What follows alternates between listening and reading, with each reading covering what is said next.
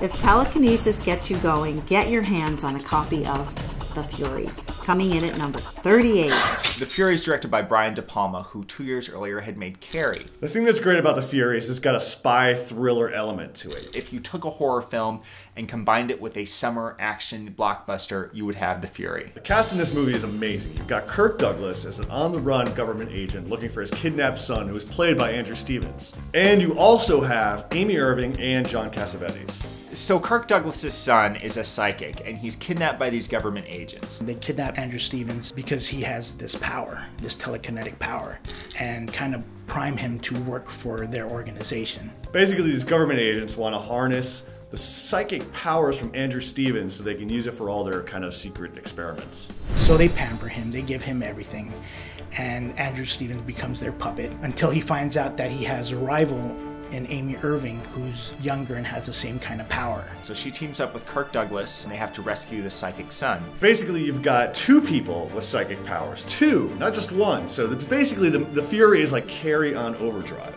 There's some fantastic set pieces in the film. Whenever Amy Irving goes into a psychic fit, everyone around her starts bleeding.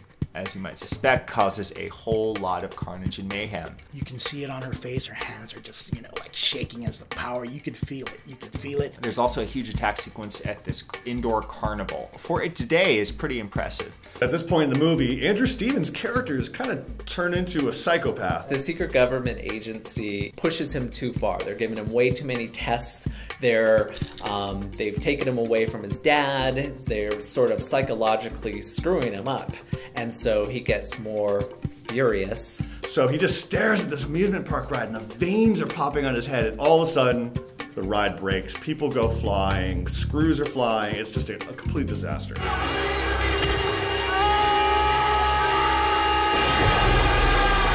The next time you're on an amusement park ride, you're going to be thinking of this scene. It's terrifying. The camera work in this thing is phenomenal, and it's underrated, and people just say, well, Brian De Palma, well, that's Carrie, The Untouchables, Dressed to Kill. They mention all of his other stuff, but that little Fury had a big budget, and it had like all these stars. You're gonna love this movie because you're immersed in that atmosphere. You definitely gotta see it. One of the best movies. If you like Brian De Palma's Carrie, and you're looking for some more telekinetic mayhem, then pick up a copy of The Fury. I can make you get up.